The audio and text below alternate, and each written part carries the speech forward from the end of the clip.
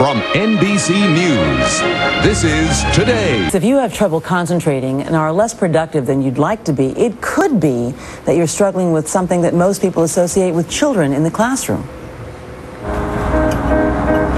Brian Nowatarski can remember the first time he thought he might have an attention disorder. My first grade teacher used to lock me in the storage room because, I was misbehaving, out of control. He was diagnosed with adult ADHD, attention deficit hyperactivity disorder, which causes a problem with inattentiveness, overactivity, impulsivity, or a combination of these, something adults may not realize that they have. As best as we can tell, about 1 in every 33 adults will have ADHD, so about 3%. Unfortunately, it's just a fraction of a percent that are actually being recognized and treated. Any ideas? This year, at an age of 46, Brian was first diagnosed with a disorder. Now, under treatment, he can recognize the signs and symptoms. The hardest part about having ADHD would be just carrying on a conversation like this. That's one of the most difficult things. And if you noticed, I just stopped and I had to repeat your question, okay? That's because another thought was going through my head. But it's not just conversations that people with attention deficit disorder struggle with. They have an increased divorce rate and a higher likelihood of smoking and drinking excessively. Managing money can be difficult, and they are more likely to have traffic citations and accidents. Something Brian has noticed in his own driving. And probably have more tickets for people who don't use their turn signal than probably anyone in the state of New York. You're driving absent-mindedly to a certain extent.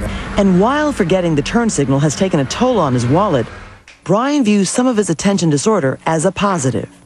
I have the ability to dream dreams and to daydream and to imagine, which inspires me to do things, challenges that other people wouldn't take on.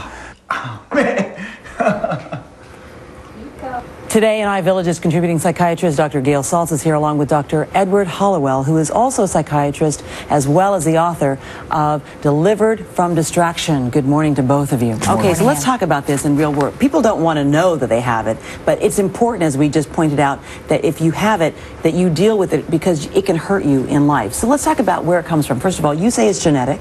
It is genetic. It's a trait that you're born with. Most people who get diagnosed are children, but we want to emphasize today that a lot of adults out there are underachieving at work or in relationships because of undiagnosed attention deficit disorder. And why is it undiagnosed? I mean, you were saying to me earlier before we went on television that this was something that has really come up in the 60s, 70s, 80s. This is a relatively new awareness that we have that people get this. Exactly. And people think of it as a child's diagnosis. So a lot of adults who had it as children but weren't diagnosed because there wasn't so much awareness when they were kids were missed along the way. They just thought they were bad students or lazy people. And now they're realizing that it could be something else. How prevalent is this? Well, it depends on what study, but roughly 5% of the population. So we're talking about millions of people, not just a few people.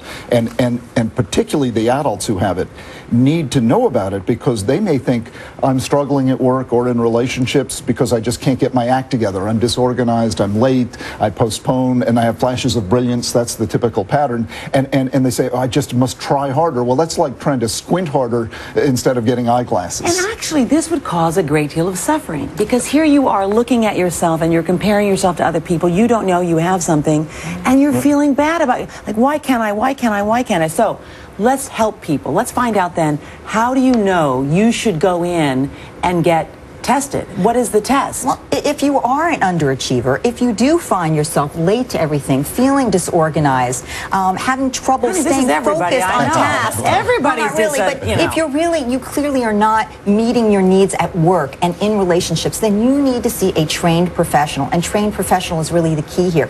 You need to see somebody who has worked with, who knows how to diagnose attention deficit disorder. Is it a psychiatrist or a psychologist? Or Best case scenario is a psychiatrist. Many psychologists are also very good at this. How do you do this? How do you test it? Well, it's basically the history, and also remember, this is common among high-functioning executives, business people. I saw someone yesterday in my office in New York from Wall Street doing really well, but having trouble with these details, with the boring part of work, the paperwork. So it's not just people who are languishing. People who are succeeding big time can also, entrepreneurs, CEOs, can also have this very interesting condition. Okay, but people may not want the stigma, okay? So they may say, why? If I find out about it, what's the good that's going to happen? What the good is, you can go from here to here. You can go from achieving sort of to big time achievement. Because you do what to them? What do you do to help people? You get mental focus. You gain mental focus. And because you're taught what? Well, they're basically tools. They're training skills. They are behavioral techniques that you can be taught to deal with whatever your particular, and there is really a range here. So some people are going to have